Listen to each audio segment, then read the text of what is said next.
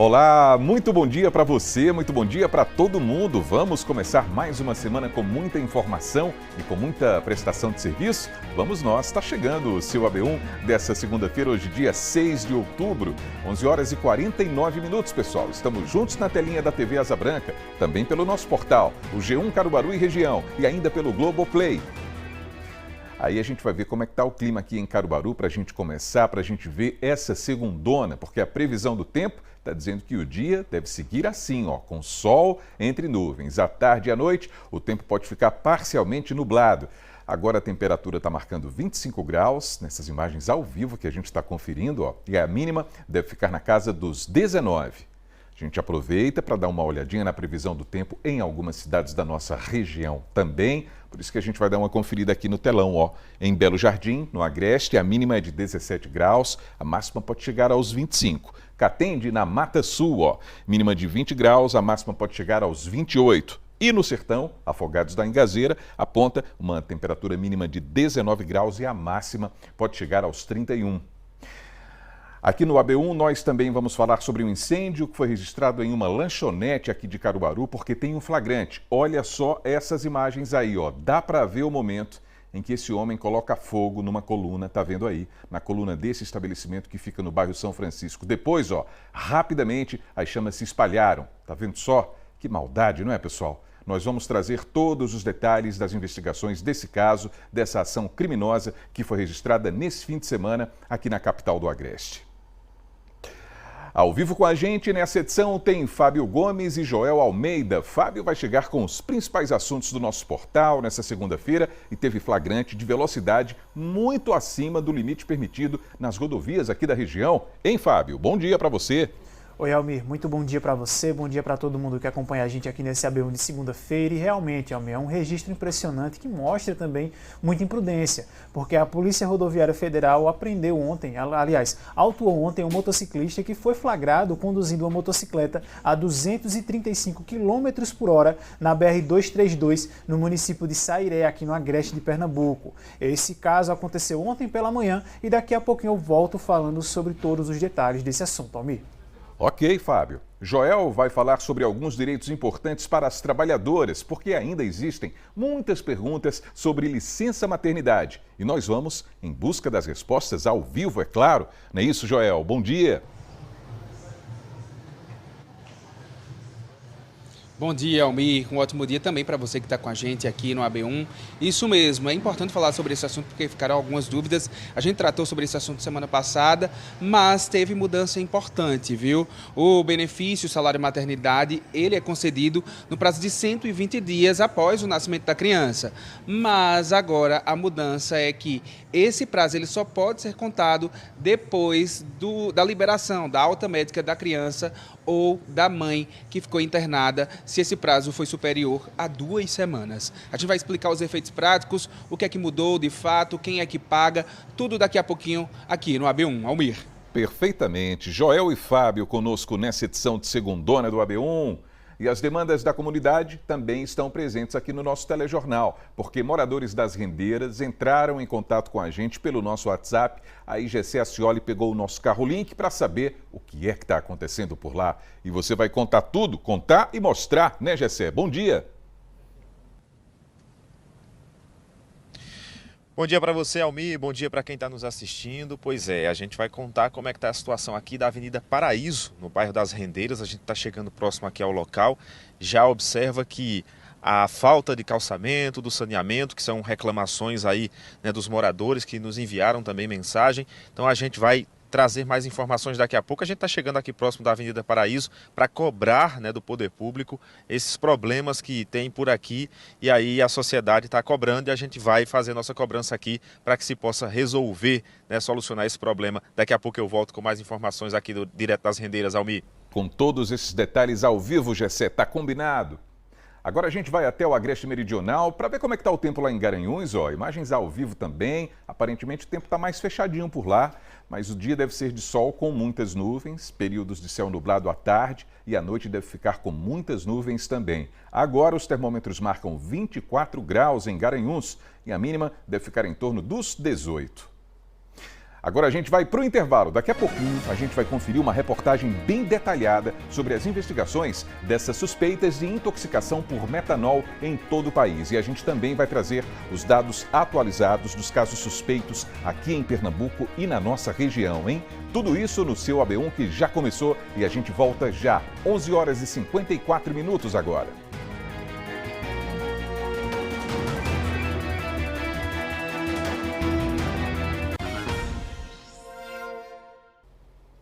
Então, estamos de volta com o seu AB1, faltam 4 minutos para o meio-dia. A gente aproveita para dar aquele giro pela cidade, para ver como é que está o movimento do trânsito nesse começo de semana aqui em Caruaru. Começando ali, pelo centro da cidade, na conexão que a rua Armando da Fonte faz, com o bairro Maurício de Nassau, por exemplo, com o bairro Divinópolis também. E a gente tem essa movimentação considerada tranquila nesse finalzinho de manhã, início da tarde, aí, um dia ensolarado aqui na capital do Agreste. É essa movimentação nesse trecho aqui de Caruaru, nessas imagens ao vivo. E olha, pessoal, a Secretaria de Saúde de Pernambuco divulgou agora há pouco um novo boletim com a notificação de casos confirmados e de casos em investigação com suspeita de intoxicação por metanol em bebidas alcoólicas. Então, a gente vai conversar ao vivo com Lohana Nunes. Ela está com a gente, tem todas as informações para a gente saber qual é a situação nesse momento aqui no estado. Está todo mundo, claro, muito preocupado, não é, Lohana? Uma boa tarde para você.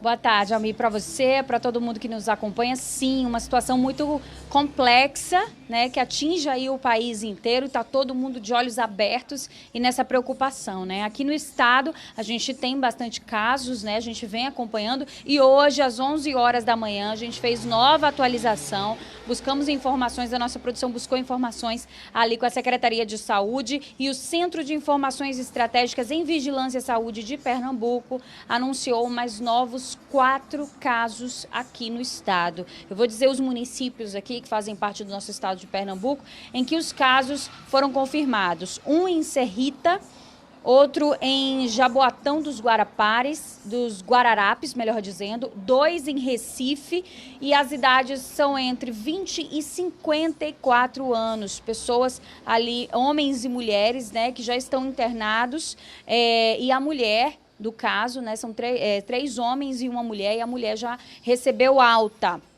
Até o momento, temos 28 casos registrados no estado de Pernambuco por intoxicação por metanol em bebidas alcoólicas. Pacientes tanto aqui do estado, mas também de fora, né, que estavam aqui em Pernambuco, tanto de São Paulo quanto de Alagoas. Desse quantitativo, 14 pacientes estão em acompanhamento hospitalar, né, na sede de saúde, 7 já receberam alta hospitalar e os casos foram ali melhorados ou descartados, né? 4 óbitos foram registrados, né? 2 em Lagedo, João Alfredo 1 óbito e Paudalho com 1 outro óbito. 3 pacientes saíram dos hospitais por conta própria, por se sentirem melhor. Bom, a gente vai continuar acompanhando os casos, claro, dessas intoxicações aqui no estado para trazer todos os detalhes. Felizmente, nenhum desses novos casos foram registrados aqui na nossa região, mas ainda assim a gente traz esses detalhes aqui no AB1. Eu volto contigo, Almir. Claro que sim, Lohana. Muito obrigado por essas informações ao vivo atualizadas aqui no nosso AB1. Qualquer novidade é só chamar, Lohana. Muito obrigado pelas informações. E agora a gente vai conferir uma reportagem, pessoal, que foi exibida no Fantástico. É uma reportagem bem detalhada sobre as investigações em torno do que está provocando esses casos de suspeita de intoxicação por metanol em todo o país. Acompanha com a gente. Então chega no fim do dia, você chegar no seu bar do coração e ter seu drink delicioso. Todo mundo gosta de viver isso, né? Então todo mundo ficou, meu Deus, será que se eu beber hoje, amanhã eu não acordo? O aumento dos casos suspeitos de intoxicação por metanol provocou reações de autoridades em Brasília. O Rafael continua em coma desde o dia 1º de setembro, né? Eu não estou enxergando nada. A nossa primeira preocupação foi a retirada de circulação dessas bebidas possivelmente falsificadas ou adulteradas dos locais onde as vítimas ingeriram. Ao longo da semana, os números de possíveis intoxicações por metanol em bebidas destiladas dispararam. Começaram em São Paulo e alcançaram outros estados do Brasil. Não é a primeira vez que o Brasil vive uma onda de preocupação como esta. 18 pessoas morreram na Bahia em julho de 90, depois de uma festa onde tinham bebido pinga feita com metanol.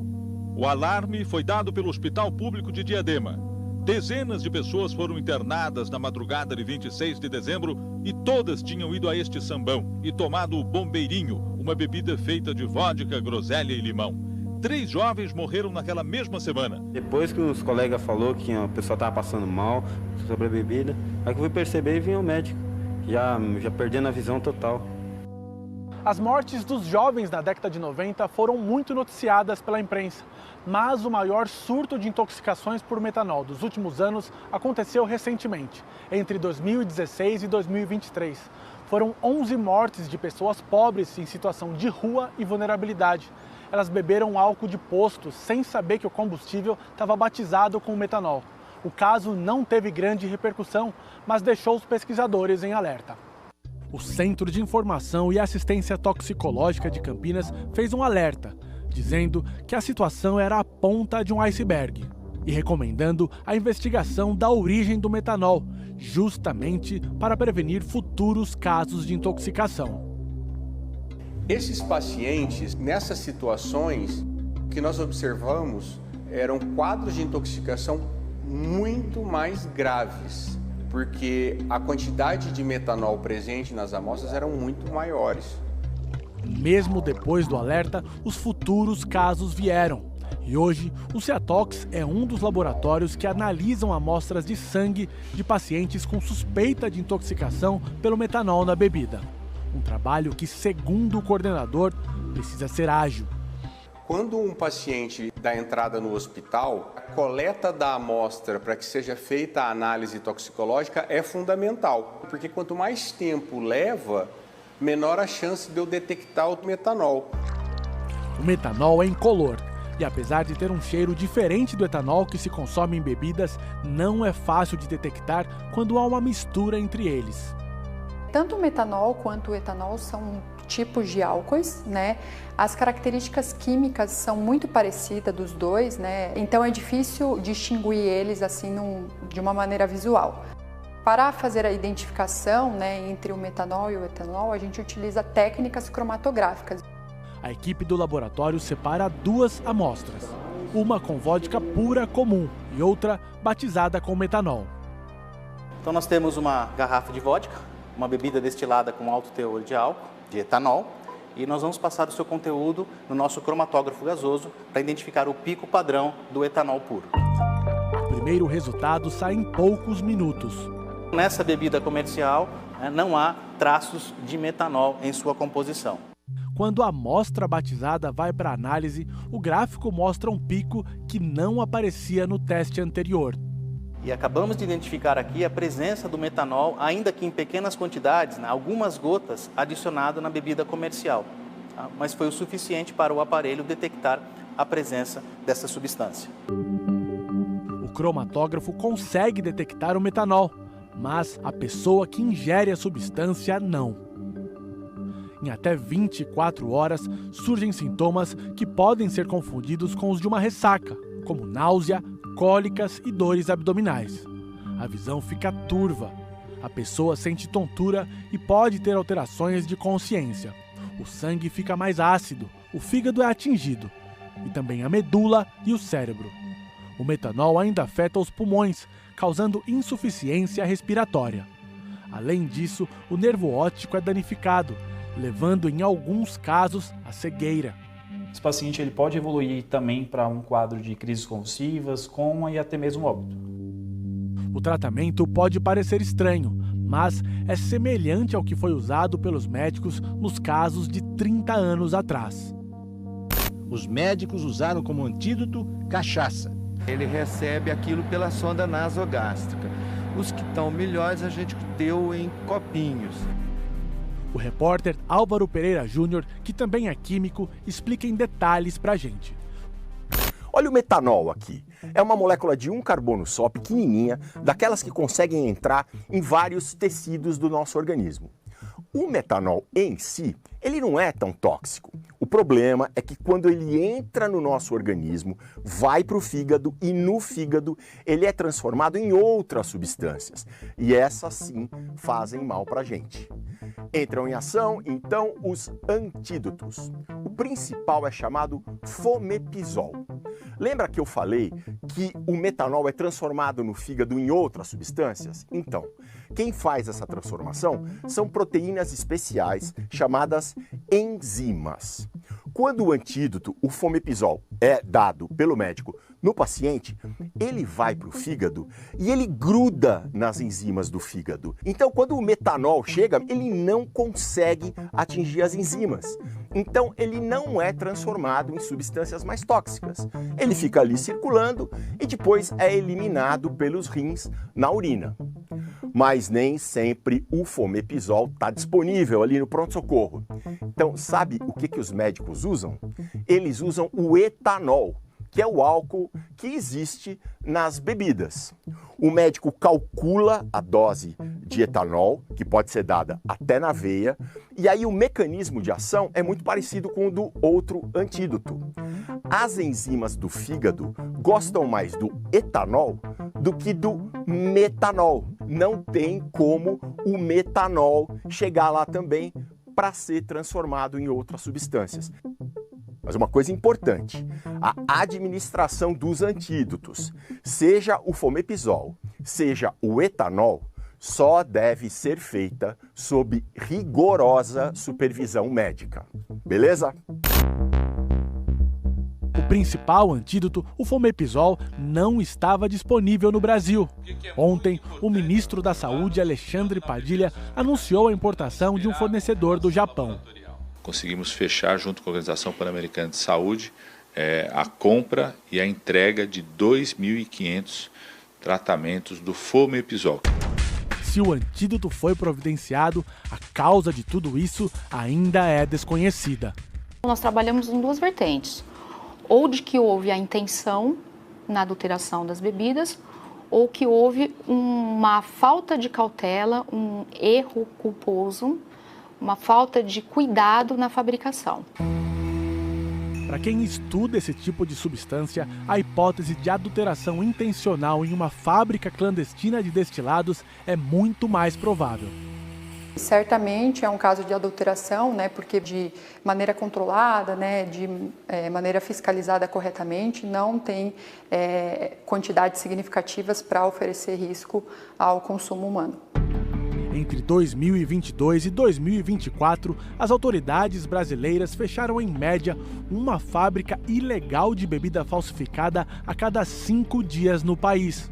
O que é que está acontecendo de ruim são bebidas falsificadas, fruto da atividade criminosa. O produto legal é perfeitamente confiável e sério e o consumidor pode consumir tranquilamente e consome, né? Tanto que essas empresas vêm trabalhando desde sempre no Brasil. Para mostrar como é o processo correto de fabricação de bebidas, o Fantástico veio a uma destilaria no interior de São Paulo. Aqui são produzidos gin, vodka, rum, cachaça e licores. Em média, mais de 200 mil litros por ano. Começa aqui. Nesses tanques a gente coloca, por exemplo, caldo de cana, melaço de cana, arroz, milho, cevada, né? E através de enzimas ou de leveduras, a gente transforma o açúcar dessas substâncias em álcool. Essas bebidas, se bem fermentadas, já têm uma formação nula ou quase nula de metanol, e essa etapa o elimina 100%. O fabricante ajusta o teor alcoólico dentro dos padrões permitidos e, em seguida, a bebida vai para as garrafas. Essa aqui, Guilherme, é uma envasadora automática de 500 garrafas por hora. Então a gente pega a garrafa nova, certo? Isso é muito importante, porque a legislação brasileira toda está baseada em garrafa nova. Por fim, é colocado um selo da Receita Federal como este, impresso em papel moeda. É ele que garante a procedência e permite rastrear a garrafa em caso de problemas. Você acredita que essa contaminação pode ter acontecido dentro de um ambiente industrial como esse? Não. Certamente é por adulteração. Numa fábrica como a nossa aqui, né, cumprindo os processos, jamais eu conseguiria fazer uma bebida com essa concentração de metanol. Por isso, na outra ponta, o bar, o cuidado também precisa ser diário. Lili fabrica o próprio gin e diz escolher bem os fornecedores das outras bebidas. Sempre, qualquer compra deve ser feita apenas com os revendedores homologados, porque a gente está tratando com outras pessoas da saúde delas, porque é sua responsabilidade. É um assunto muito sério que a gente vai seguir acompanhando aqui no AB1. E olha essa história também. Um homem de 25 anos foi preso depois de incendiar um estabelecimento no São Francisco, aqui em Caruaru. Olha só essas imagens, ó. A gente vê quando ele se aproxima do local, ó, e coloca fogo nas colunas da lanchonete, que fica ali na rua Marcílio Dias. Depois ele vai embora e, segundo a polícia, o suspeito foi autuado em flagrante. Ele foi levado para a delegacia e ficou à disposição da justiça. Os bombeiros foram acionados no início da madrugada desse domingo, as chamas foram contidas, o incêndio atingiu a fachada e a entrada da lanchonete. Graças a Deus não houve registro de vítimas. E agora vamos à redação para saber quais são as notícias do G1 Caruaru e região. Fábio Gomes está chegando para falar inclusive sobre um flagrante de alta velocidade na BR-232. Não é isso, Fábio? Boa tarde para você. Oi, Almir, muito boa tarde para você, para todo mundo que acompanha a gente aqui nesse AB1 e realmente viu a velocidade que esse motociclista foi flagrado, impressiona bastante, porque ele foi flagrado pela Polícia Rodoviária Federal ontem pela manhã, transitando na BR-232 pelo município de Guiçairé, aqui no agreste de Pernambuco, a 235 km por hora. Inclusive a PRF divulgou imagens do radar que eles utilizaram para fazer essa autuação que mostra a velocidade e que esse condutor estava trafegando. O nome desse condutor não foi divulgado e, de acordo com a PRF, o registro foi feito no quilômetro 93 da rodovia federal, onde a velocidade permitida nesse trecho em questão é de 110 km para veículos leves. Ao G1, a polícia disse que esse condutor foi autuado por excesso de velocidade superior a 50% do limite permitido, também uma infração gravíssima, e também, conforme o Código de Trânsito Brasileiro, as penalidades incluem uma multa de R$ 880,41, perda de 7 pontos na Carteira Nacional de Habilitação e suspensão do direito de dirigir. Acessando o G1, o pessoal de casa pode conferir outros detalhes e também algumas orientações repassadas pela Polícia Rodoviária Federal para que os condutores possam sempre manter a segurança no trânsito. Almir. Muito bem, Fábio. É isso. Importante demais esse trabalho da Polícia Rodoviária Federal. Para que tanta velocidade, pessoal? Já pensou nisso? Mais de 200 km por hora na BR-232? Bom, para a gente mudar de assunto aqui, Fábio, estou vendo que tem notícia boa, tem seleções e concursos aqui para Pernambuco. Tem sim, Almir. A gente sempre traz toda segunda-feira aqui no G1 diversas oportunidades de emprego com concursos públicos e seleções simplificadas que estão abertas no estado de Pernambuco. Atualmente o estado conta com mais de 2.000 vagas de emprego. Essas oportunidades incluem cargos de níveis fundamental, médio e superior, com salários que podem chegar até R$12 mil. Aqui na nossa área, a Prefeitura de Cupira tem 46 vagas para cargos de gestão escolar, com salários que podem variar conforme o cargo.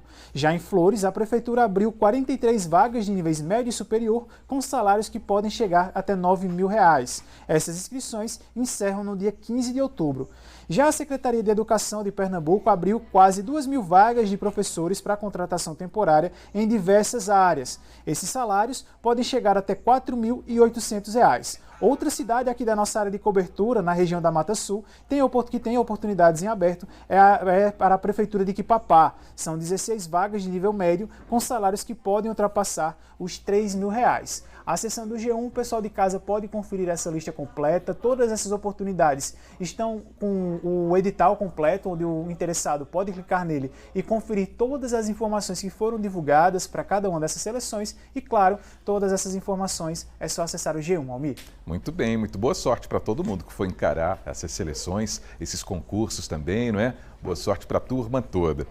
E olha, falar em relação a provas e tudo mais, aqui no G1 tem informações sobre os gabaritos do concurso nacional unificado, Fábio. Exatamente, Almir. O CNU, o conhecido Enem dos concursos, teve o gabarito preliminar divulgado hoje pela manhã e a gente já tem uma matéria atualizada aqui no G1 falando sobre esses gabaritos preliminares em cada um dos blocos e eixos temáticos. Essas informações foram divulgadas hoje pela manhã. A gente relembra que essa é a segunda edição do CNU e para acessar esse gabarito completo é necessário fazer o login no site oficial, onde o participante fez a inscrição. Esse gabarito é chamado de preliminar porque os candidatos ainda podem entrar com recurso, por exemplo, se considerarem que alguma questão teve uma resposta incorreta. Esses pedidos de recurso podem ser feitos até a quarta-feira, dia 8, e após uma análise do recurso apresentado contra o gabarito preliminar, o gabarito definitivo será divulgado na página oficial desse concurso. As notas finais e a convocação para a prova discursiva estão previstos para o dia 12 de novembro. Acessando o G1, o pessoal pode conferir todos os detalhes e também outras informações e, claro, algumas dicas de como se preparar para a segunda etapa dessa prova tão importante, Almir. É isso, Fábio. A semana está começando. Um bom trabalho para você aí na redação e até amanhã. Obrigado, Almir. Bom trabalho para você também. Até amanhã e uma excelente tarde para todo mundo que está acompanhando a gente. Valeu, muito obrigado.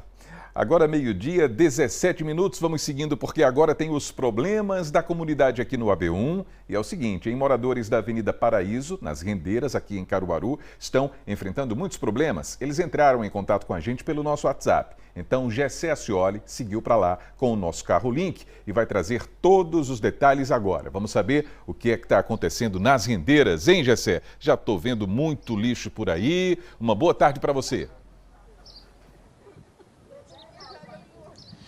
Oi, Almir, boa tarde para você, boa tarde para quem está nos assistindo. Como você bem disse, né? A gente já observa de cara o lixo aqui nessa rua paralela à Avenida Paraíso, aqui no bairro das Rendeiras. Eu vou pedir para o Matheus Guerra mostrar, porque o esgoto a céu aberto, ele vem desde a parte mais alta da rua. É uma rua em ladeira e aí o esgoto vai percorrendo. Você vai vendo aí a situação atual dos moradores, além de muito mato. Tem muito lixo, falta de calçamento, saneamento. É muito problema reunido em uma única rua. A gente tem até dificuldade para caminhar, inclusive estava vendo aqui as crianças chegando da escola, né? Tem pessoas aqui, né, que passam diariamente por essa situação e o mau cheiro, né? Porque imagine só como é que está essa situação por aqui com o mau cheiro e é uma questão de saúde pública, claro. Eu vou aproveitar para conversar com os moradores, né? Porque é eles que enfrentam diariamente essa situação. O amigo mandou aqui um vídeo para a gente. Mandou a reclamação, a gente veio aqui mostrar como é que tá. Boa tarde na medida do possível, né? Porque não é nenhuma boa tarde você receber, né, dessa forma, porque é a rua numa situação deplorável, né? De muitos problemas. Isso, verdade. Muitos problemas e há anos que tem a reclamação e quando vai na prefeitura eles falam que já está calçada, que consta como calçada já. Mas aí dá para ver nas imagens o calçamento que tem na Avenida Paraíso, né? Que pelo nome era para ser um paraíso mesmo. Mas, infelizmente, o paraíso que a gente vê é isso aqui. Inclusive, eu vou pedir para o Matheus mostrar um pouquinho mais a parte de baixo da rua, porque é uma avenida, porque ela tem uma extensão realmente de avenida, mas você vê que esse espaço aqui, onde está esse mato aí que você está vendo, ele impede que a rua continue, ou seja, aquela que você está vendo lá na frente é a mesma avenida. O problema é que não dá para atravessar por conta exatamente, né, da falta de estrutura no local. A gente vai observando aí muito mato, misturado aí com o esgoto a céu aberto. Alguma equipe da prefeitura chegou a vir aqui, alguma informação, ou só resposta que vocês tiveram indo lá? Não, só resposta indo lá. Esses dias veio um rapaz que ele está querendo se candidatar a vereador. Aí disse que ia tomar uma providência, mas até agora está nessa situação. Estamos só na espera. Pois é, espera de fato que se resolva logo, né? A prefeitura nos enviou uma nota aqui, através da Secretaria de Infraestrutura Urbana e Obras, a CIURB, informando que em relação à demanda do saneamento da Avenida Paraíso, nas Rendeiras, uma equipe irá ao local fazer um levantamento das manutenções necessárias. A equipe de projetos também irá ao local para fazer o levantamento das demandas e incluir o serviço no cronograma futuro de ações com aplicabilidade tão logo os recursos financeiros estejam disponíveis. A gente observa que é uma nota sempre padrão, né? Mas que de fato as equipes venham, as equipes observem, não tem nem o que contestar aqui, porque é muito problema. Então, a captação seja feita, a coleta do lixo, que o saneamento seja de fato feito e o calçamento posterior, porque é uma questão de dignidade ao Mi Vila Nova. Exatamente. A gente viu, a rua é bem extensa, né? De fato, quando a gente viu ali pelas imagens, mas está com muito mato, precisa resolver esse problema. O esgoto está estourado no meio da rua, a gente viu também, tem que resolver. E essa questão da pavimentação, né? Para dar essa sensação de dignidade para as pessoas. Muito obrigado, viu, Gessé? A gente vai seguir acompanhando essa situação inteira, porque é triste a gente pensar principalmente na criançada, nos pequenos, quando chegam da escola. A gente pensa nos adultos também, claro, a gente pensa nos idosos, a gente pensa na comunidade como um todo. Olha a extensão da rua nessas imagens aqui. Dá para encher para o pessoal que está em casa? Encher a tela para a gente ver? Porque dá profundidade uma imagem como essa, não é? Além desse esgoto todo e o lixo acumulado ali na esquina, enfim, é uma situação muito delicada e que precisa ser resolvida, e para isso a gente vai seguir acompanhando também junto aos moradores das rendeiras. É isso, Gessé. Mais uma vez, muito obrigado pelas informações. E vamos seguindo, porque agora tem o Momento WhatsApp, pessoal, para a gente começar essa semana também. Tem reclamação chegando do bairro Divinópolis, aqui em Caruaru. O Vavá Júnior mora na rua Adelino Fontoura e está preocupado com a situação dos buracos e também do vazamento de água. Vamos dar uma olhada? Aqui na rua Adelino Fontoura. Veja quantos buracos tem. Tem aqui. Isso daqui já ajeitaram, já estourou dois. O outro aqui, ó, dois. Tudo ajeita, compôs a gente, o calçamento fica assim. 3. E aí eles vão ajeitando em um lugar e vai estourando em outro aqui, ó. Vamos ajeitar aqui, ó. 4. 5. Aqui, ó, mais uma. 6. Tem mais aqui, ó. 6, 7. 8, 9. Só 2 buracos, outro aqui, 2. Olha aí, o Vavá saiu mostrando tudo, acompanhando aí com o celular dele para a gente ver. Essa água suja também, não é? O vazamento que está tendo aí no meio da rua. Esse vazamento vai prejudicando o calçamento, como a gente sabe, e uma sequência quase interminável de buracos. Tá ruim demais o negócio por aí, viu, Vavá? Sobre esses problemas, a Compesa disse que realizou o conserto em alguns pontos de vazamento e esse serviço será finalizado hoje. E que a reposição do calçamento, que seja de responsabilidade da Compesa, será realizada no dia 22 desse mês. Anota aí, hein, Vavá? E a Secretaria de Infraestrutura Urbana e Obras de Caruaru diz que está agendada para hoje a substituição de 20 metros da tubulação dessa rede. São essas as respostas. A gente vai seguir acompanhando tudo aqui também no Momento WhatsApp, no seu AB1. E você também pode participar enviando o seu vídeo. Manda para o nosso WhatsApp 991988212 para a gente mostrar o problema e cobrar uma solução. Agora a gente vai para o intervalo e daqui a pouquinho tem o AB Esporte. Aí a gente vai mostrar as partidas desse fim de semana pela segundona do Pernambucano. É daqui a pouquinho, o seu AB1 volta já meio-dia, 24 minutos agora.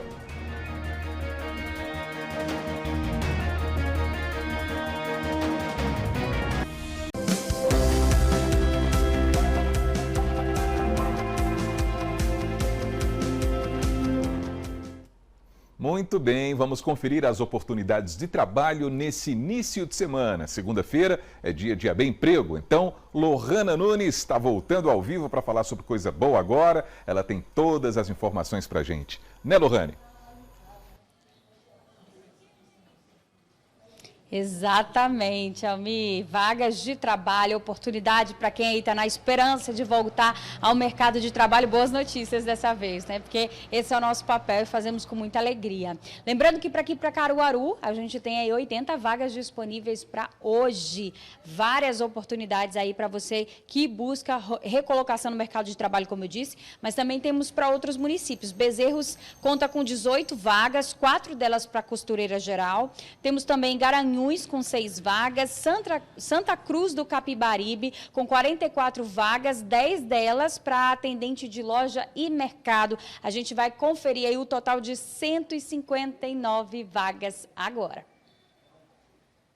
E hoje Caruaru conta com 81 vagas, 15 de alimentador de linha de produção, 8 de atendente de lanchonete, 4 para auxiliar de costura, 12 vagas para auxiliar de linha de produção, 15 para auxiliar de logística, 5 para pedreiro, 8 vagas para vendedor interno, 15 vagas para vendedor pracista, 3 vagas para vidraceiro de mercadorias, 4 vagas para serralheiro, 5 vagas para servente de obras.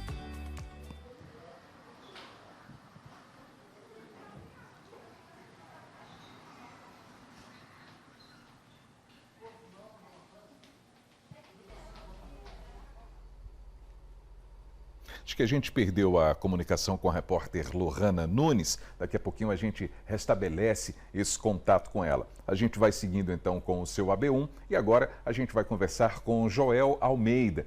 Ele está chegando para falar um assunto que também é muito importante. Esse assunto, a gente tocou nele na semana passada, que são essas novas regras para o acesso à licença maternidade. Porque a gente recebeu outras perguntas dos telespectadores, das telespectadoras sobre esse tema, por isso a gente retoma esse assunto agora. Muito importante essa interatividade, não é não, Joel? Seja bem-vindo, uma boa tarde para você. Muito importante esse canal com você, telespectador, que sempre nos envia essas sugestões, né? Sempre tira dúvidas sobre esse assunto e de repente se ficou alguma dúvida a mais, a gente volta aqui no mesmo assunto para esclarecer essas dúvidas para todo mundo. Antes de falar aqui com o advogado que está aqui conosco, que é o Jaderson Santos, que a gente convidou ele para falar sobre esse assunto, é importante a gente explicar o salário maternidade e a licença maternidade é a mesma coisa, é um benefício pago de 120 dias para essa mãe que precisa cuidar desse recém-nascido. Normalmente esse período é de 120 dias, né, e ele conta a partir da data do nascimento do bebê. Mas houve mudança. Mudança essa que o Jaderson vai explicar aqui pra gente. Boa tarde, Jaderson. Qual é essa mudança? Boa tarde para você. Boa tarde a todos que estão nos vendo. Bem, como você bem falou, a princípio, o salário maternidade era devido a partir do nascimento da criança. 120 dias após o nascimento da criança, a mãe tirava a licença maternidade sendo empregada e receberia o salário maternidade do empregador a partir do nascimento.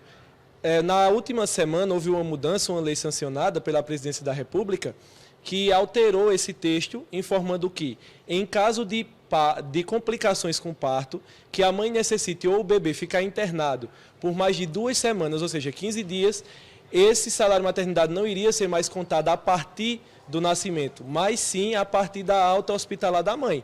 Com isso, a mãe recebe desde a data do nascimento e 120 dias após a alta hospitalar. Pronto. Uma das dúvidas de uma telespectadora que entrou em contato com a gente foi: passei um certo tempo, fiquei internado, ou o bebê ficou internado.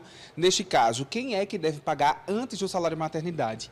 É a empresa que vai pagar o salário normalmente, ou eu devo entrar em contato com o INSS, fazer um agendamento de perícia médica para ficar recebendo pelo INSS? Bem, em regra, o salário maternidade paga a pessoa que é empregada, a mulher empregada, ela é paga pelo próprio empregador. Sendo deduzido, ele recebe posteriormente do INSS em deduções fiscais.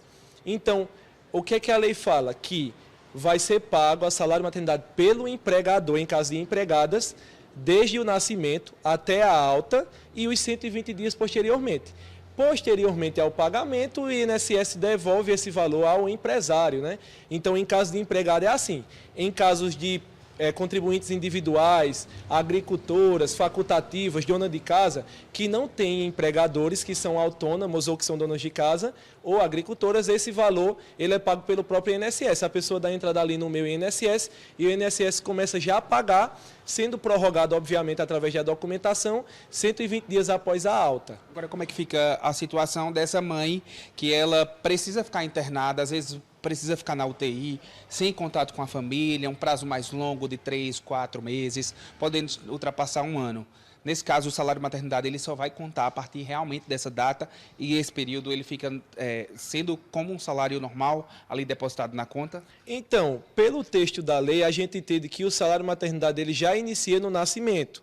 Ele só vai ser prorrogado, esse prazo que a lei dava 120 dias, que não tinha prorrogação, ele vai começar a contar a partir da alta, ou seja, pelo nosso entender da lei, né, pelo texto da lei, já inicia o pagamento do salário maternidade, cessando, ou seja, encerrando 120 dias após a alta hospitalar. Bacana. Uma outra dúvida que a gente recebeu no nosso WhatsApp é que a mãe que precisa solicitar antes o salário maternidade por questões de doença, porque está muito cansada, não está conseguindo desempenhar as funções, ou está com sangramento, precisa se afastar ali das atividades no 8º mês de gravidez. Para essa mãe, o salário maternidade é realmente antecipado ou conta essa regra de internamento, de atestado médico? Boa pergunta. A lei ela já prevê que o salário maternidade ele pode iniciar 28 dias antes do parto por recomendação médica. Então, essa mudança da lei o que trouxe? Caso a mãe seja afastada 28 dias antes do nascimento, fique internada, né, e só saia posteriormente 15 dias ou mais, o que é que acontece? Após a alta dessa mãe, vai ser pago o salário da maternidade por 120 dias, descontados o tempo de repouso anterior ao parto. Respondendo à sua questão mais diretamente, vai ser pago o salário maternidade 120 dias após o parto, porém, com desconto dos dias que ela ficou em repouso. Entendi. Dúvidas esclarecidas, muito obrigado pelas informações. Jaderson Santos, advogado trabalhista, explicou para a gente sobre essas novas regras que já estão valendo sobre salário maternidade. Só reforçando aqui, você que é empregada doméstica e empregada de empresa, os patrões ficam lhe pagando esse valor. Para você que é de outra categoria, individual, trabalha por conta própria, você tem que ligar para 135 ou ir direto no site do INSS para poder solicitar o seu benefício, que pode ser até 5 anos. Então, para você que tem aí esse tempo atrasado, nunca recebeu o benefício, entre em contato, vai que você tem esse direito. Eu volto contigo, Almir. Valeu, Joel. Valeu. Muito obrigado pelas informações. Então a gente continua falando sobre o mercado de trabalho aqui no AB Emprego, hein? E o assunto agora é demissão por justa causa. Então vamos saber quando é que o desligamento da empresa acontece de acordo com a lei nesse sentido. Lohana Nunes está devidamente conectada para responder para a gente. São muitas as perguntas, Lohana? Sim.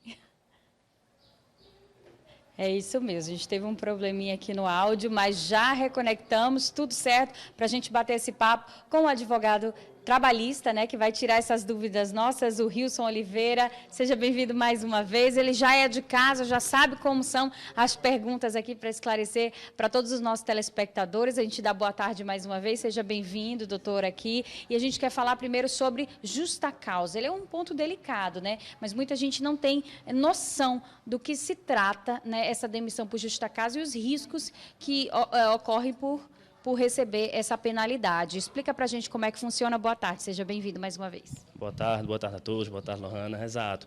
A justa causa ela tem esse ponto crucial, né, que a população, em tese, não entende muito bem como é que funciona. Mas é uma parte muito importante hoje nas relações de emprego, né? Onde a justa causa é uma falta grave praticada pelo empregado junto à empresa. E essas faltas graves são variadas. Existe a questão de furto dentro da empresa, indisciplina dentro da empresa, agressões dentro da empresa. Isso é uma prerrogativa da empresa, né, também para essa relação de trabalho, considerado uma justa causa, faz a demissão e o empregado ele sai sem receber algumas verbas trabalhistas.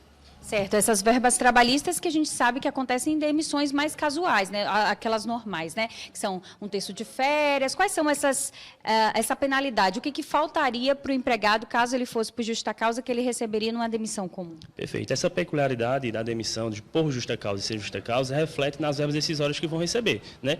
E uma das situações que você acaba perdendo em uma demissão sem justa causa é a questão do 13º proporcional, férias proporcional. Você acaba recebendo as férias vencidas, mas também não recebe o saldo de salário, não vai receber o seguro-desemprego. São algumas relações de verbas decisórias que passam a não receber em razão da demissão por justa causa. É importante que o empregador fique atento, porque a justa causa ela deve ser com comprovamento, né? Ou seja, em caso de furto, por exemplo, tem que ter a comprovação, tudo certinho. E nesses casos é importante acionar, no caso, os órgãos competentes, como a polícia e tudo. Tem que envolver esses outros órgãos? Isso, é uma situação muito delicada. Apesar de ser uma prerrogativa, né, de escolher a demissão por justa causa, quando acontece o ato, tem que ser muito delicado. Normalmente envolve o corpo jurídico da empresa, onde ele analisa a situação específica e cria um procedimento interno, porque a empresa realmente tem que comprovar que aquele ato que foi praticado pelo empregado, ele pode se levar à justa causa. Então, por exemplo, temos um furto dentro da empresa, de algo da empresa, vai ter que ser necessário registrar um boletim de ocorrência, envolver as autoridades policiais e o jurídico da empresa trabalhar nesse sentido. Uma justa causa sem a comprovação devida, ela pode ser revertida na justiça. Então, é algo muito delicado que precisa realmente ser bem ajustado entre o jurídico da empresa e o empregado. Mas tem alguns detalhes também que não envolvem casos tão graves, como segredos do trabalho ou até faltas não justificadas, atrasos recorrentes. Esses detalhes têm que ser esclarecidos com o empregador também, né? Isso. Apesar de ser uma situação que não envolve autoridades, né, policiais, por exemplo, mas é delicado porque a empresa tem que constituir essas provas. Um exemplo, faltas reiteradas, atrasos reiterados, se pode ser chamado insubordinação, desídia, tudo isso tem que ter um dossiê do empregado para ir comprovando os atos que ele vem praticando. E aí, em última instância, né, em última análise, fazer a demissão por justa causa. Porque quando acontece esse ato, a gente, de certa forma, tem que agir para que o trabalho desenvolva. Muito obrigada, doutor, mais uma vez pelos esclarecimentos. Eu volto aí no estúdio. Muito obrigado, Lohana. Bom trabalho para você, valeu. E tá na hora do AB Esporte agora, hein? Tá na hora de bater um papo com Matheus Antunes, que está chegando ao vivo para bater esse papo com a gente. Boa tarde, Matheus. Olá, Almir, boa tarde para você, boa tarde especial para todo mundo ligado no nosso AB1. É sempre uma honra poder estar trazendo as informações do mundo esportivo aqui pertinho da gente. Olha, os fãs do futebol americano aqui de Caruaru têm muito a comemorar. O Caruaru Wolves, o nosso time de futebol americano, está nas semifinais dos playoffs da etapa Nordeste, ao vencer ontem o maior campeão do torneio, João Pessoa Spectros, e na casa deles, lá na capital paraibana. O time caruaruense bateu o rival por 30-14 em um jogo muito disputado e com muita vontade dos Lobos. O destaque da partida foi para o quarterback, o J.T. Jenks, americano natural da Flórida. Agora o time do Wolves volta seus olhos para enfrentar o Recife Mariners, o atual campeão nacional da Superliga de Futebol Americano. A gente deseja sorte, né, Almir, aos nossos guerreiros das 100 jardas e quem sabe a gente belisca um título. Gastei todo meu inglês também hoje aqui agora. Caprichou no inglês, hein, Matheus? É isso aí. Essa turma tá voando, treina muito, todo mundo aí muito dedicado. Os resultados vão chegando, né? Claro que a gente está na maior torcida. Agora, simbora falar sobre a segundona do Pernambucano, Matheus. Então vamos embora, que esse final de semana foi com agenda cheia, 4 jogos movimentaram a 7ª rodada do torneio. E o único jogo sem gols foi justamente no clássico vitalino. Caruaru City e Porto ficaram no 0-0, mas o jogo teve momentos agitados, principalmente no primeiro tempo. As chances claras dos gols foi primeiro, aos 4 minutos, um cruzamento de Christian, lateral, e Araújo cabeceia para fora, levando perigo. Aos 8 minutos foi a vez do Leopardo chegar também de escanteio, onde Juninho cabeceou com perigo. Nos 24 minutos da primeira etapa, ele de novo quase amplia, ou abre, na verdade, o marcador, Juninho também levando perigo. Aos 39, Araújo perdeu um gol sozinho, cara a cara com o goleiro. Esse gol não é para se perder, mas depois o jogo esfriou e só no segundo tempo os times que investiam muito em bolas paradas ou buscando jogadas individuais pelos pontas, mas só aos 45 minutos do segundo tempo teve uma chance perigosa novamente para a equipe do Caruaru City, que quase saía vencedor do jogo. O lateral Ed, ele cobrou uma falta no meio de campo e essa falta lançada na grande área para o William, que entrou no segundo tempo para a equipe do Leopardo, desviou de cabeça, obrigando o goleirão Lucão a fazer grande defesa. O Porto chegou ao 4º empate sem gols na competição. Tem a melhor defesa? Sim, com apenas um gol sofrido. Mas também tem muita dificuldade de fazer gols. Tem 3 apenas e 2, inclusive, foram nesse mesmo confronto no primeiro turno contra a equipe do Caruaru City. Já o Leopardo faz muitos gols, mas também leva muitos gols, né? Fez 5 e levou 5 gols também, um saldo de 0. Outro jogo que aconteceu na rodada foi Belo Jardim contra o América e não deu para o Calango. O jogo era difícil mesmo, enfrentando o favorito da competição e o clube, que é SAF, tem um investimento muito alto, saiu vencedor. Inclusive em mais uma partida confirmando esse favoritismo no torneio, com o jogo todo controlado e com atuações brilhantes dos estrangeiros do time. Os 2 gols da partida foram marcados pelo atacante nigeriano Omar. O primeiro aos 30 minutos da primeira etapa e o segundo aos 12 minutos do segundo tempo. Golaço, inclusive, o segundo vale ressaltar os estrangeiros, né? O América, que revelou o Otsania, que está no Náutico, né? E esse segundo gol aí, ó, encobrindo o goleiro, baita golaço. Mas, e o Águia, hein? Conseguiu sua primeira vitória na competição e eles comemoraram muito, até porque venceram um adversário duro também, que foi o Vitória desta box. Inclusive, o Vitória está disputando aí entre os primeiros colocados para avançar de fase. O jogo terminou 1-1 com o gol de Adão Alfredo, ele é prata da casa, aos 40 minutos do primeiro tempo. O jogo foi lá no Coqueirão, em Surubim. A gente tem essas imagens aí dos jogadores no vestiário depois da partida, comemorando muito e esperamos que as portas se abram para outros resultados positivos no campeonato. O Águia chegou ao 4º ponto, ainda tem 3 partidas, pode ser até que consiga, quem sabe, beliscar, muito difícil, mas quem sabe beliscar essa vaga, né? Se começar a ganhar todos os jogos agora. Então, confirmando os resultados, terminaram assim, vamos aqui para o telão conferir.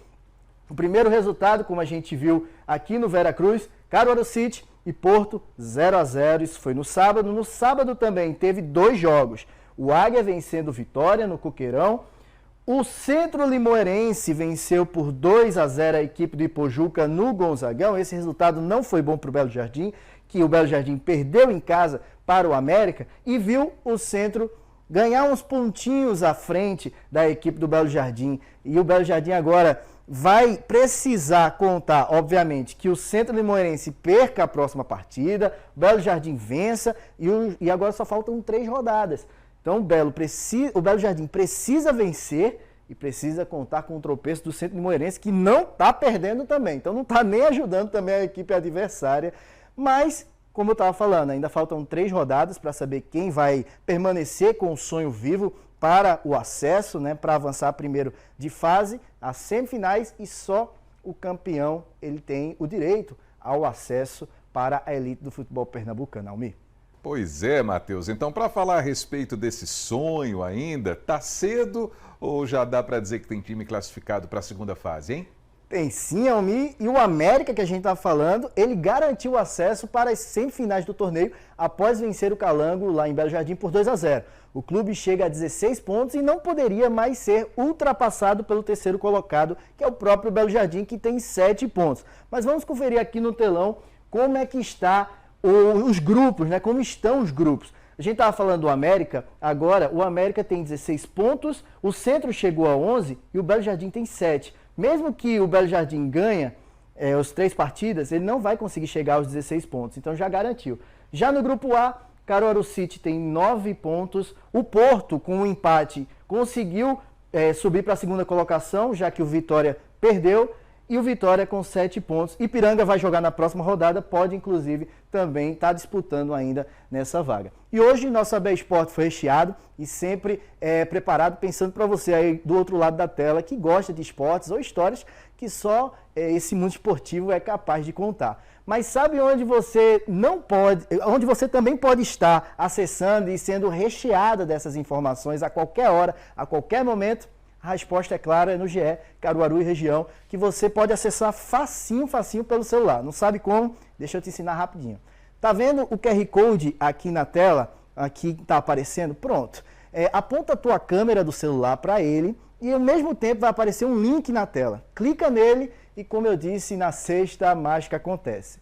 Te convido a acessar o nosso portal, dá tempo inclusive de votar ainda, viu? No gol do GE, que é amanhã o gol mais bonito. Mas para hoje também tem outro convite, Almir. Toda segunda e quinta tem o torcedor CBN, de 1 da tarde até as 2. Então liga também o rádio ou através do nosso YouTube da CBN para ouvir todas as resenhas esportivas dos nossos times aqui de Pernambuco. Sport, Náutico, Santa Cruz, notícias do interior aqui do esporte pernambucano. Dá aquela moral, tamo junto e Almizão, até amanhã. Valeu, Matheus. Até amanhã. Forte abraço para você. A gente vai para o intervalo agora. Daqui a pouquinho, a gente vai falar sobre a campanha de atualização da caderneta de vacinação para a criançada e também para os adolescentes até 15 anos aqui em Caruaru, hein? A gente vai trazer os detalhes já já. 12h, 48 minutos agora. A gente volta rapidinho.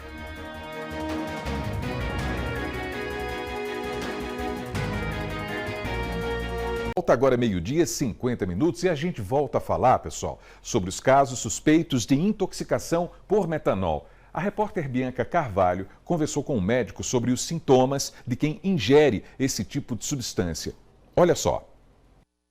Muito tem se falado agora sobre essas contaminações das bebidas destiladas por metanol. O que acontece com uma pessoa que toma uma bebida dessa adulterada? O que é que ela sente de imediato? Ou não é de imediato, é depois de algum tempo? Como é que se trata isso? Ou isso é inevitavelmente fatal? Eu vou conversar com o Dr. Marcos Galindo, ele é um médico intensivista, que é aquele médico que atua em UTI, que recebe aqueles casos mais urgentes. Doutor, primeira coisa, o normal era que a bebida, por exemplo, essas bebidas destiladas, o álcool, a vodka, eles tivessem etanol. O normal era o etanol. Quando vem o metanol, o que é que acontece com quem bebe aquilo? O metanol, ele é um tipo de álcool tóxico e ele é metabolizado pelo fígado. No final, ele vai se transformar em ácido fórmico, que é o formol. E é o formol que vai provocar lesão nos vários órgãos. Então, quem causa o estrago é o formol. Isso, exatamente. No caso do etanol, se for o álcool certo que está ali dentro da bebida, não vai transformar em formol, não vai causar nada disso. Não, a mesma enzima que degrada o etanol, degrada o metanol, mas o resultado é diferente.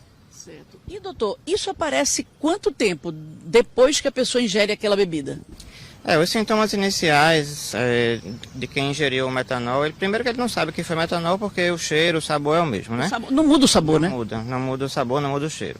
E aí ele vai achar que teve uma embriaguez como qualquer álcool, mas ele passa um período aí de 12 a 24 horas sem sintomas e normalmente depois disso é que aparecem os primeiros sintomas, que costumam ser sintomas como se fosse uma ressaca. Então, dor de cabeça, náuseas, vômitos, dor abdominal, né? Enjoo, né? Aquela coisa falta assim. de apetite, né? Então, só que isso vai piorando. Tá? E aí, à medida que o ácido, o formol, né, que é o ácido fórmico, vai se acumulando no sangue, aí os sintomas mais graves vão aparecendo, incluindo aí as disfunções dos vários órgãos, né? Falta de ar, como se a pessoa tivesse corrido, né? Feito um exercício, fica com a respiração rápida, e aí podem aparecer os sintomas visuais, por lesão da retina, alterações para enxergar, das mais variadas, visão dupla, visão turva, como se estivesse num campo de neve, as descrições são essas. E levar até a morte, como tem levado. Isso, e se a pessoa não procurar rapidamente ajuda e não for pensado nesse diagnóstico, porque tem que pensar nisso também, né? Pode levar ao óbito, sim. Doutor, mas isso depende da quantidade de metanol que foi colocada naquela bebida no lugar do etanol, ou é qualquer quantidade que causa um estrago desse tamanho? Não, depende da quantidade também. Então, a gente sabe que um copinho de café, 50 ml ou até 200 ml, varia... Copinho pequeno? Um copinho pequeno. Numa solução a 20% já pode ser letal para algumas pessoas. Depende muito da quantidade ingerida realmente, não é? Mas um copinho pequeno já pode causar um estrago grande. Se Se o senhor mesmo está dizendo que os sintomas iniciais são muito parecidos com os sintomas de uma ressaca, como é que a pessoa vai identificar que aquilo não é uma ressaca, que aquilo foi uma bebida adulterada? Se tiver qualquer alteração visual, né, na visão, que é um dos primeiros sintomas, ou alteração da consciência, ficar sonolento, alguma coisa, a família perceber alguma coisa diferente em relação à consciência, e se a pessoa começar a respirar muito rápido, isso é sinal de que o sangue está ácido, tem que ir para uma emergência o mais rápido possível. E fazendo o socorro nesse momento, é possível evitar tudo, até a questão da cegueira ou não? Então, aí depende de cada caso, depende da quantidade ingerida, mas assim, quanto mais rápido for para a urgência e mais rápido a equipe de saúde perceber a possibilidade de iniciar o tratamento, maior a chance de recuperação. Mas frequentemente são várias pessoas acometidas, porque várias pessoas usaram a mesma bebida, né? Então é até importante avisar conhecidos, né, que tiveram juntos, né? Mas quanto mais rápido iniciar o tratamento, maior a chance de recuperação. Frequentemente os pacientes mais graves, quando se recuperam com sequelas neurológicas e visuais. Doutor, muito obrigada pelas informações. Eu vou voltar para você aí no estúdio. Muito obrigado, Bianca. Agora, meio-dia e 55 minutos, vamos seguindo, porque a Secretaria de Saúde aqui de Caruaru começa hoje, pessoal, a campanha de atualização da caderneta de vacinação voltada para crianças e adolescentes até 15 anos. O objetivo é garantir a imunização conforme essas orientações do Ministério da Saúde. Então, Joel Almeida está de volta ao vivo para falar sobre esse assunto. Joel. Oi, Almir. É preciso chamar a atenção dos pais e responsáveis agora, nesse período, para tomar essas vacinas. É uma campanha de multivacinação, ou seja, são diversas vacinas que essas crianças e esses adolescentes devem tomar. Ao meu lado, a coordenadora do PNI aqui de Caruaru, a Tatiane Lino. Tatiane, boa tarde para você. Como eu disse, é importante chamar a atenção, né? Mas quais são essas vacinas que serão dadas nesse período? Boa tarde. A campanha de multivacinação, ela oferta as vacinas do calendário de rotina recomendadas por faixa etária. Então, fazem parte dessa vacinação a vacina de pneumonia, meningo C, pentavalente, HPV, ACWY, entre outras, né? E é importante que os pais ou responsáveis procurem um ponto de vacinação mais próximo para verificação dessa caderneta e atualização conforme necessidade, né, para que essas crianças e adolescentes fiquem protegidos contra doenças imunopreveníveis nesse período de vacinação. Quais são os pontos de vacinação além dos postos de saúde? A campanha de multivacinação ela vai acontecer nos ambientes de creches e escolas municipais, nas unidades básicas de saúde da zona urbana e rural do município, além de pontos estratégicos que serão ofertados à população nesse período de outubro, né, até o dia 31, como Marco Zero, Via Parque, vacinação noturna, entre outros. A gente tem um canal muito próximo com o telespectador, inclusive a nossa edição acabou de informar que uma telespectadora ligou para a gente agora, informando que tem posto de saúde que está sem a vacina de varicela. Essa vacina ela vai ser reposta nesse período? A vacina de varicela, a gente está sofrendo um desabastecimento a nível nacional. Por esse motivo, ainda não está sendo ofertada de forma massiva nas unidades de saúde. Porém, no período da campanha, o município de Caruaru estará recebendo um estoque deste imunizante que será repassado para a distribuição de todas as unidades básicas de saúde, tanto da zona urbana como rural. Você falou aí das unidades educacionais, das escolas e creches. Os pais e responsáveis, eles precisam assinar algum termo para que essa vacina ela seja administrada nessas crianças? Sim, para vacinação de menores de 18 anos é necessária a autorização dos pais, mediante termo, né, que é disponibilizado no ambiente de creche e escola, para que os pais autorizem essa vacinação e, posteriormente, a equipe de saúde consiga administrar os imunizantes recomendados por faixa etária pelo Ministério da Saúde. Então, é importante a adesão dos pais e responsáveis, porque a vacinação no ambiente escolar, ela amplia, né, o acesso da população, mantém esses alunos protegidos contra doenças imunopreveníveis, evitando, assim, internamentos, óbitos e disseminação da doença de forma geral. Muito obrigado pelas informações. Então, pessoal, é importante ficar atento a essa data, né? Começa hoje a vacinação e você pode se dirigir a um posto de saúde para levar seu filho com a caderneta de vacinação e com identidade, CPF, cartão do SUS. Se não tiver a caderneta, não tem problema, leva mesmo assim o filho, porque lá os profissionais consultam. Volto contigo, Almir. Muito obrigado, viu, Joel? Muito obrigado por essas informações também aqui no AB1. Bom trabalho para você. E daqui a pouquinho tem o Panorama CBN. Aí a gente vai conversar com a diretora do Hospital da Mulher do Agreste, Bárbara Florencio. O Panorama começa às 2h na rádio que toca notícia. E assim termina o seu AB1 dessa segunda-feira, desejando uma ótima semana para você, uma boa tarde também. E a gente volta a se encontrar amanhã, se Deus quiser, a partir das 11h45.